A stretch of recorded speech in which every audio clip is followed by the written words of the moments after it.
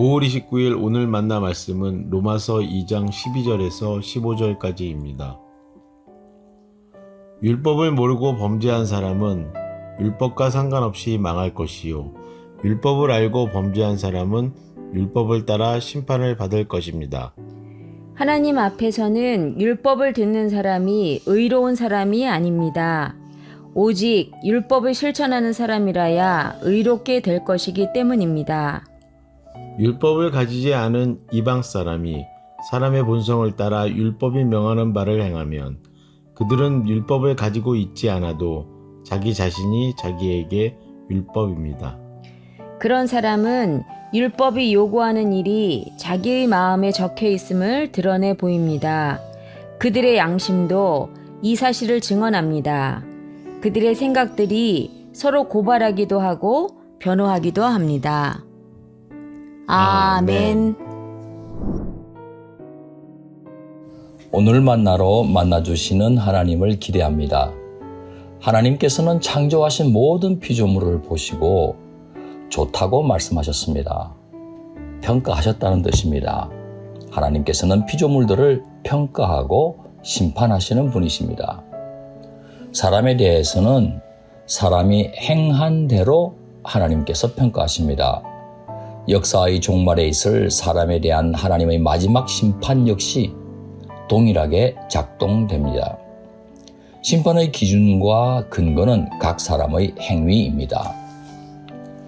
요한계시록 20장 13절 말씀 보면 바다가 그 속에 있는 죽은 사람들을 내놓고 사망과 지옥도 그 속에 있는 죽은 사람들을 내놓았습니다. 그들은 각각 자기들의 행위대로 심판을 받았습니다. 구원은 하나님의 은혜와 우리의 믿음을 통해 주어집니다. 그러나 심판은 그 은혜에 합당한 삶의 열매로 결정됩니다. 고난과 유혹 속에서도 끝까지 인내하는 믿음으로 선을 행하면서 영광과 존귀와 썩지 않을 것을 구한 사람은 영생을 얻습니다.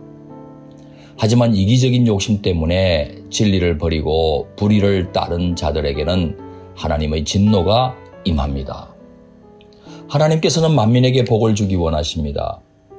하나님의 은혜는 사회적인 지위 고하를 가리지 않습니다. 출신 혈통이나 민족을 차별하지 않습니다. 마찬가지로 행한 대로 갚으시는 하나님의 심판 원리 역시 차별이 없습니다. 하나님은 외모로 사람을 취하지 않으시기 때문입니다. 하나님의 심판은 공정합니다.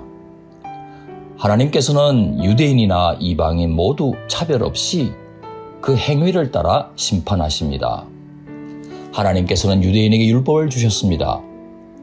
이방인에게는 양심을 주셨습니다. 유대인이나 이방인 모두 하나님의 뜻을 알아듣게 하신 겁니다. 율법을 주신 유대인은 율법을 근거로 판단하시고 양심을 주신 이방인은 양심을 근거로 판단하십니다. 율법을 소유했다는 것은 유대인에게 분명 특권이고 축복입니다. 하지만 그것이 구원을 보장해 주지는 않습니다. 또한 율법 없는 이방인들은 하나님의 계명을 알 길이 없기 때문에 심판을 피할 수 있을 것 같다고 생각하지만 그렇지 않습니다. 이방인들은 양심의 법을 통해 판단받는 것입니다. 선과 악이 무엇인지 전혀 모르는 사람은 없습니다. 사람은 본능적으로 자신의 한계를 알고 있습니다. 그런데도 심판을 두려워하지 않는 듯이 하나님께서 계시지 않는 듯이 함부로 말하고 행동하는 그리스도인들이 있습니다. 하나님을 마음에 두기 싫어하는 셈이 되고 자기 마음대로 사는 사람들입니다.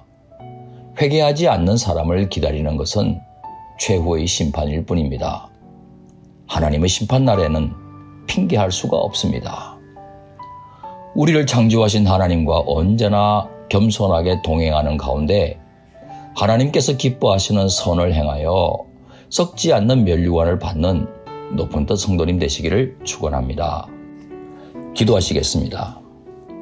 심판주 하나님, 언젠가는 마주하게 될 죽음과 하나님의 심판을 망각하지 않고 지금부터 하나님의 뜻에 순종하며 하나님과 동행하는 하나님의 사람 되게 하여 주옵소서. 예수님 귀하신 이름으로 기도합니다. 아멘. 이제 두 가지 제목으로 함께 기도하겠습니다. 첫째, 오늘의 말씀을 따라 기도하겠습니다. 마지막 날 하나님의 최후 심판 앞에 설 때 심판대가 오히려 시상대가 되어 하나님의 상급받는 시상식에 참여하는 하나님의 자녀 되게 하옵소서. 둘째, 해외 선교를 위해 기도하겠습니다. 선교사님들이 사도 바울처럼 달려갈 길을 다 마치고 의의 면류관을 기다린다고 고백할 수 있게 도와 주옵소서. 이 제목으로 기도하신 후에 개인 기도 하시겠습니다.